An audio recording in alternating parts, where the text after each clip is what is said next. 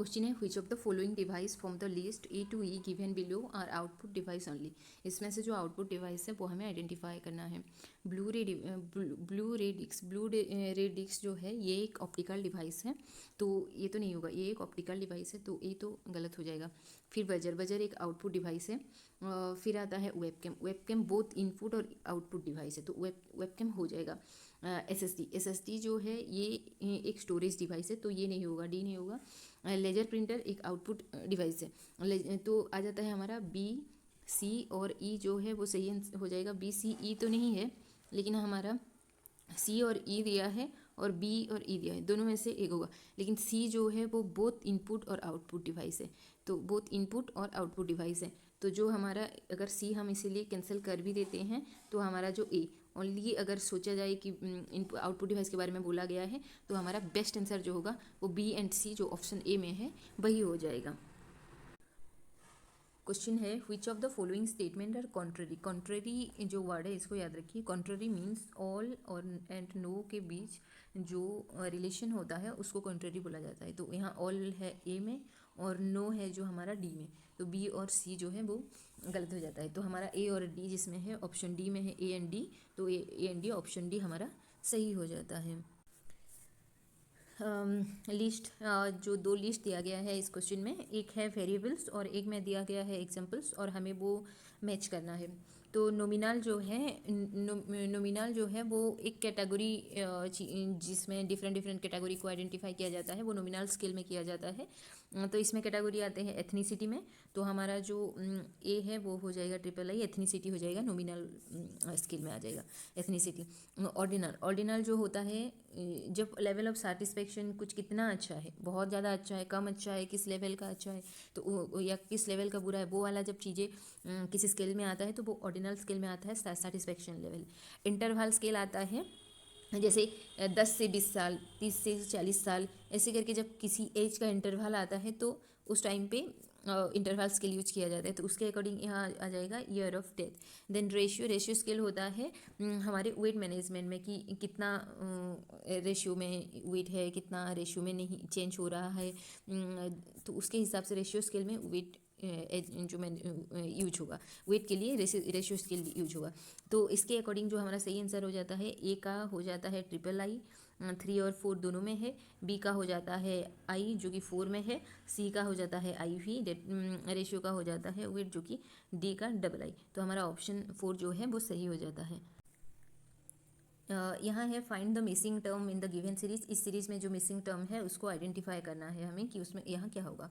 तो सबसे पहले डिफरेंस देखते हैं 4 और 16 और 4 का 20 का डिफरेंस 4, 20 और 25 का 5, 25 और 30 का अगेन 5, 30 और 36 का 6। ये सीरीज नॉर्मल नंबर्स में नहीं जा रहा है, तो यहाँ होगा 16 का 4 का स्क्वायर होता है 16, 20 का है 4 का स्क्वायर प्लस 4, हाँ ये ऐसे गया है। 25 का गया है 5 का स्क्वायर, 30 का गया है 5 का स्क्वायर प्लस 5, फिर 36 का गया है 6 का स्क्वायर, 42 6 का स्क्वायर प्लस 6, 49 7 का स्क्वायर, और यहाँ नेक्स्ट आ जाएगा जो भी है 7 का स्क्वायर प्लस 7, 7 का स्क्वायर 49 प्लस 7 हो जाता है 49 प्लस 7 आ जाएगा हमारा 56।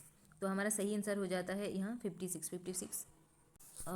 ये क्वेश्चन है स्टेटमेंट 1 में। तो binary equivalent of decimal number 19 base 10 is 10101 base 2 and the statement 2 is 10111 base 2 plus 110 base 2 is equal to 10101 base 2। तो इन दोनों में से कौन सा स्टेटमेंट सही है या फिर दोनों सही है, दोनों गलत है, हमें आइडेंटिफाई करना होगा। सबसे पहले 19 बेस 10 को हमें बाइनरी टू डेसिमल में कन्वर्ट करना होगा, जिसके लिए सबसे पहले हमें लेना होगा 10101 को, इसमें सबसे पहले एक्सपेंड करना होगा डेसिमल में कन्वर्ट करने के लिए। इसको एक्सपेंड करने के लिए सबसे पहले 1 लिखा जाएगा, फिर बेस उसका 2 दिया गया है, तो इसमें 2 बेस में 2 इंटू 1 2, फिर 2 इंटू 2 4 हो जाएगा, फिर 2 इंटू 4 हो जाएगा 8 एंड 2 इंटू 8 हो जाएगा 16।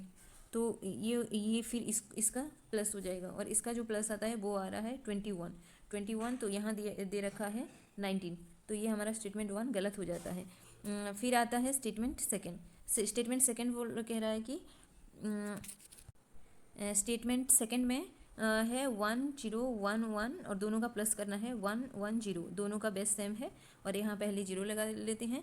यहाँ हमें याद रखना होगा 0 + 0 = 0 होता है, 1 + 0 = 1 होता है, 0 + 1 = 1 होता है। ये बाइनरी का प्लस ऐसे होता है। फिर 1 + 1 = 0 होता है और कैरी 1 रहता है। तो 1 + 0 = हो गया 1, 1 + 1 = हो गया 0 और कैरी 1 रहा। फिर 0 + 1 = 1 हो गया और 1 + 1 = फिर 0 हो गया और कैरी 1 रहा। फिर अगेन वैसे 1 + 0 = 1 हो गया, 1 + 1 फिर आ गया यहाँ 0 और कैरी 1 हो गया, जो कि ये हो गया। तो 1 0 0 1 हो गया इसका। और यहाँ दिया गया है 1 0 1 0 1, तो हमारा स्टेटमेंट सेकंड भी गलत हो गया। यहाँ 21 होता 19 दिया गया, तो स्टेटमेंट 1 भी गलत हो गया। तो इसके अकॉर्डिंग हमारा both the statement 1 and second are false, option B में है वो सही हो गया। Identify the main preoccupation of quantitative research. Quantitative research में इसमें से कौन सा आता है वो हमें आइडेंटिफाई करना है। सबसे पहले दिया गया है measurement.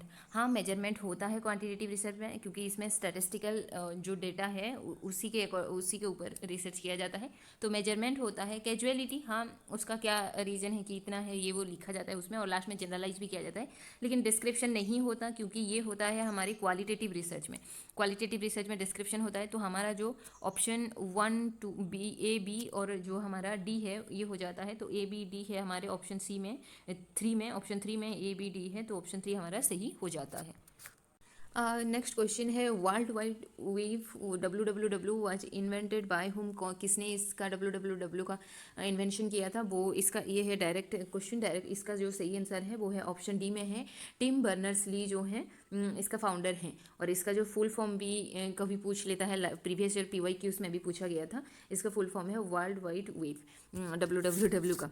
Okay, find the wrong numbers. इसमें से जो रॉन्ग नंबर है हमें वो आइडेंटिफाई करना है। इस सीरीज़ का जो रॉन्ग नंबर है, कहाँ गलती है वो आइडेंटिफाई करना है सीरीज़ में। तो यहाँ सबसे पहले डिफरेंस देख लेते हैं। 4 और 6 और 11 का डिफरेंस हो गया 5। नेक्स्ट आ गया 11 और 18 का 7।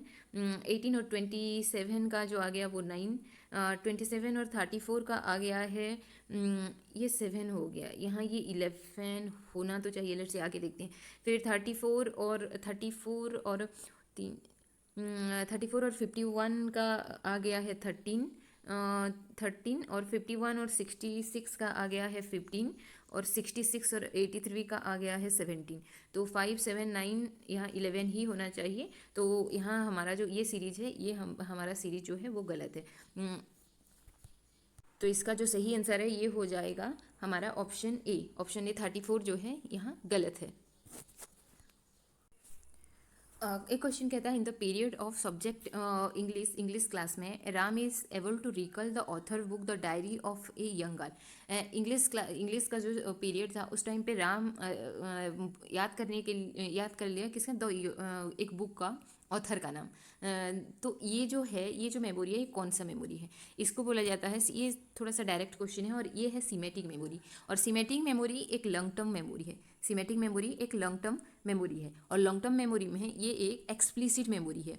एक्सप्लिसिट मेमोरी में क्या होता है ना, कुछ चीज़ें एक्सपीरियंस किया हुआ होता है, उस वही चीज़ें जो याद आता है। तो ऐसा हुआ होगा कि कभी वो पढ़ा होगा, नॉलेज गेन किया होगा, कभी वो बुक, तो ऐसा कुछ वो बुक को ये पढ़ते हुए जो एक्सपीरियंस उसने गेन किया है, बुक का ऑथर को पढ़ते हुए उसने जो नॉलेज जो एक्सपीरियंस गेन किया हुआ है वो, इसलिए वो एक्सप्लिसिट मेमोरी हो जाता है। एक्सप्लिसिट मेमोरी हमेशा लॉन्ग टर्म मेमोरी होता है और ये लॉन्ग टर्म मेमोरी एक सीमेटिक मेमोरी है। तो ऑप्शन सेकंड जो है हमारा सही आंसर हो जाता है। यहाँ क्वेश्चन है कि consider the following email field in email software. Email के हिसाब से कौन सा सही आंसर है हमें आइडेंटिफाई करना होगा। क्या आइडेंटिफाई करना होगा, which recipient is able to see all others recipients. सबको कौन देख सकता है।